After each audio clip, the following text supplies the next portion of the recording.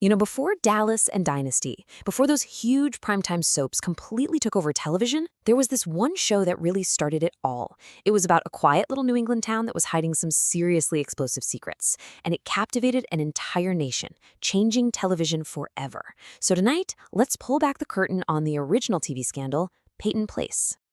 So, the story of Peyton Place, well, it didn't actually start on TV. See, it all began back in 1956 with a novel by Grace Middleas that just scandalized the entire country. I mean, it was so popular that it got turned into a hit movie just a year later. But the real revolution? That came in 1964, when ABC took this huge gamble and decided to turn this super controversial story into a primetime television series. And you really have to understand, this 1956 novel was raw. It was dealing with themes that people just did not discuss in public, let alone have broadcast right into their living rooms. So this created a huge challenge for the show's producers, right? How on earth do you adapt a book that's famous for being so sensational and taboo for a 1960s television audience? So how did they pull it off? Well, what they did was actually pretty clever. They took the novel's most shocking storylines, things like illicit family relationships, and swapped them out for themes that were still controversial, for sure, but a little more acceptable for TV back then, like teen pregnancy. They also moved the setting up from the 1940s to the present day, the 1960s. And those characters in the book, a lot of them were pretty dark and mean-spirited. So for the show, they were softened up to be more sympathetic. Even tiny details, like changing the main character's shop from a clothing store to a bookstore, helped give the series a whole different, but still very dramatic feel. Okay, so let's step into this world for a minute. Picture this, Peyton Place. On the surface, it's the absolute perfect New England town. It's charming, it's peaceful, it's got the white picket fences, the whole shebang. But, of course, behind those closed doors, every single family has a secret, and every character is caught in this tangled web of love and lies and heartbreak. And right at the town's moral center, or at least that's how it seems, is Constance Mackenzie. She's the very proper owner of the local bookstore, a real pillar of the community. But that respectable life she's built, it's really just a fortress, built to protect one single devastating secret about who her daughter's real father is. And then there's her daughter, Allison, played by a very young and soon-to-be famous Mia Farrow. Allison is really the idealistic heart of the town. She's a writer, she's a dreamer, and her search for truth and love is what starts to slowly unravel all those secrets her mother has fought so hard to keep buried. Then, of course, we have Rodney Harrington, played by a very handsome Ryan O'Neal. Now, he's the popular son of the town's richest family. From the outside, it looks like he has it all, right? But on the inside, he is just constantly torn between what his family expects of him and what his heart truly wants. And you just can't talk about Rodney without talking about Betty Anderson. She's the girl from the other side of the tracks, and she is fighting for his affection. Her fiery, passionate love for him is what creates this incredibly volatile love triangle that really drives so much of the show's early drama. Betty, she's a survivor, and she is absolutely not afraid to fight for what she wants. I mean, from its very first episode, Peyton Place was a phenomenon. It wasn't just a hit show, it was a national event.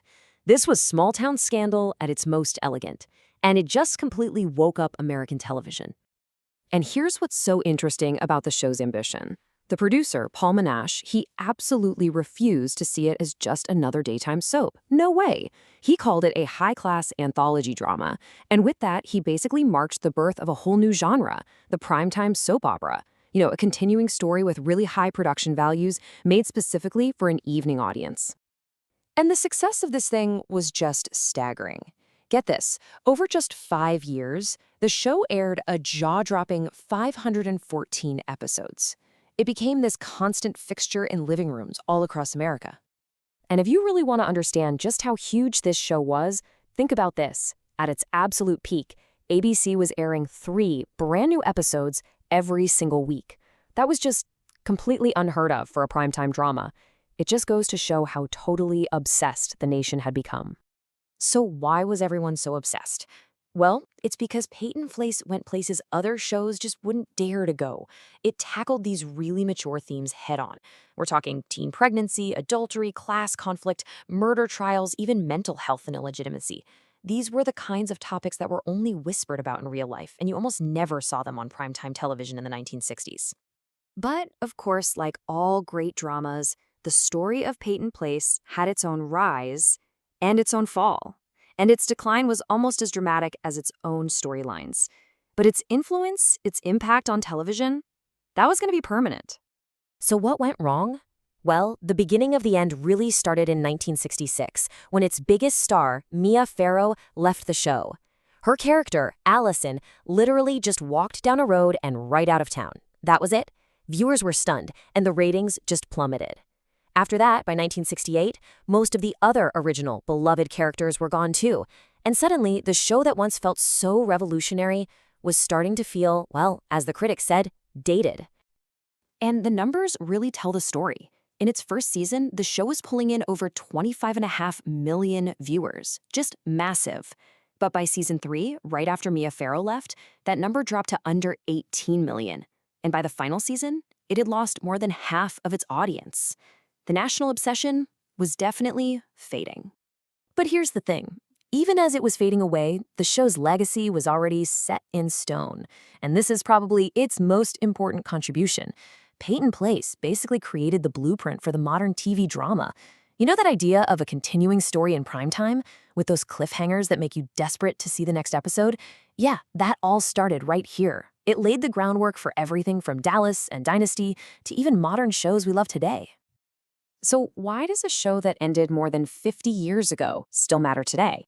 Well, because it proved something really important. It proved that audiences were hungry for complex, ongoing stories about flawed, realistic people. It showed that television could be so much more than just a simple, neat and tidy story of the week. When you really think about it, Peyton Place wasn't just a show. It was a cultural touchstone that completely pushed the boundaries of what was even possible on television. For millions and millions of viewers, it was the start of a television revolution, one whispered secret at a time.